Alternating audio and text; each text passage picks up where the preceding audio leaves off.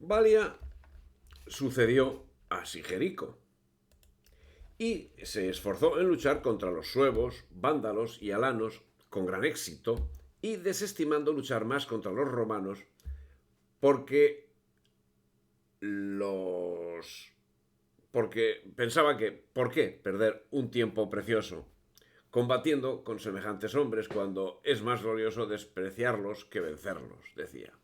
El hecho es que Roma le concedió territorios en Aquitania como compensación por su lucha contra suevos, vándalos y alanos.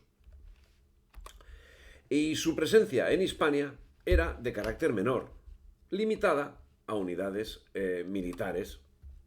Y el pueblo visigodo se hallaba en la Provenza y sin dominio sobre las grandes ciudades. El año 420 murió Valia, habiendo constituido un imperio que iba desde Tolosa al Atlántico. Y es que el sentimiento de unidad ya presente durante el Imperio Romano no dejó de estar presente durante la Edad Media.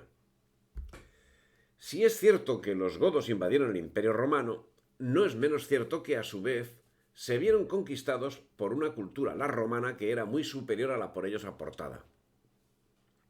Respetaron las instituciones hasta el extremo que el mismo Braulio, obispo de Zaragoza, autor del siglo VI, hace mención de senadores y curiales de España en aquel tiempo.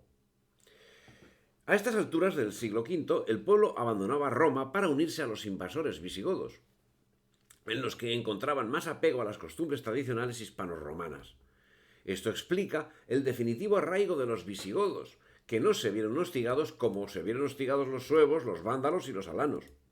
El imperio había muerto a sus propias manos por sus propios vicios y el orgullo de llamarse romano había desaparecido. Había entre los godos, como en tiempo de los romanos, nobles y plebeyos, siervos y señores, patronos y libertos, y algunos aspectos de Roma habían calado ya en los visigodos. Así Teodoredo, o Teodorico I, que es la misma persona, dictó las conocidas leyes de Teodorico, cuyo texto no se ha conservado, pero que los historiadores deducen que debía tratar cuestiones de reparto de tierras. A los 70 años de haber llegado a España, tras haber expulsado a los otros pueblos bárbaros, se dedicaron a organizar un gobierno y un estado que en principio estaría regido por los principios arrianos, siendo que con Eurico, en el último tercio del siglo V, se podía decir que España tenía un rey, y que ese rey posibilitaba la civilización. Aunque Eurico subió al trono por un fratricidio, el morbus gotorum sería la peste. Sería la peste que acompañaría la monarquía visigoda. Principios arrianos excluyentes marcaban la legislación en aquel momento, pero generalmente eran respetuosos con los principios católicos de la mayoría del pueblo, lo que permitió que en la Iglesia católica surgiesen insignes pensadores como Osio de Córdoba, Leandro de Sevilla o Isidoro de Sevilla. Se respetaron las instituciones. Los visigodos se regían por sus leyes y los hispanos-romanos se regían por las suyas. En el seno de la sociedad hispano-goda, la división que de forma más clara y trascendente dividía a las personas es la que lo hacía en nobles, libres, semilibres y esclavos. En nobles se integraba tanto la antigua nobleza goda, perteneciente a los linajes de más tradición, como aquellos que se habían ennoblecido por su vinculación mediante un juramento de fidelidad al rey o a algún noble muy importante. Es decir, los fideles o gardingos, los miembros de comitatus del rey o de los nobles más importantes. En general, todos ellos recibían la denominación de señores. A su lado, la antigua nobleza hispano-romana se había integrado perfectamente en el seno de la nobleza de la sociedad hispano-goda. Estaba constituida esencialmente por grandes terratenientes que pertenecían a la clase de los senatores, que en ocasiones descendían de antiguos comerciantes enriquecidos, transformados en propietarios agrícolas ante el cariz que empezó a tomar la vida comercial a partir de la crisis del siglo III. La mayor parte estaban vinculados, o lo habían estado, a las curias municipales y al gobierno provincial.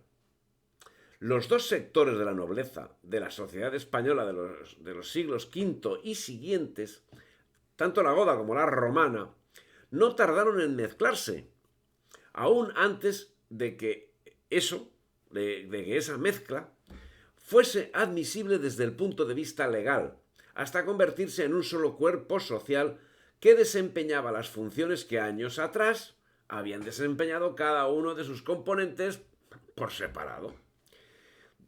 Durante el reinado de Eurico, el año 476, caía el último emperador romano, que por cierto había sido impuesto por Orestes, secretario de Atila. Se llamaba Rómulo Augustulo, nombre que, si le había sido puesto por su padre, fue recogido por el pueblo para un emperador que hacía gala de su sobrenombre. Por esta época, los visigodos ya tenían asentamientos en Mérida y en el valle del Guadalquivir. Eurico moría en el 484 y le sucedía su hijo Alarico II, que perfeccionó la tarea de gobierno de su padre, consolidando la estructura gubernativa del reino de Tolosa, poseyendo ciudades en Hispania, entre las que destacaba Pamplona, desde donde se combatía con tropas auxiliares vasconas las rebeliones de los cántabros y los astures. En esta marcha se asentaron a ambas orillas del Duero, desde Soria hasta más allá de Toro, Villagotorum, y desde la cordillera cantábrica hasta la central, llegando a controlar los territorios de Burgos, Palencia, Valladolid, Soria, Segovia, Ávila, Guadalajara, Madrid y Toledo. El momento cumbre de tal proceso lo constituyó la promulgación de la Lex Romana Visigotorum, que no era otra cosa que un nuevo texto legal compilado sobre la base del Código de Eurico.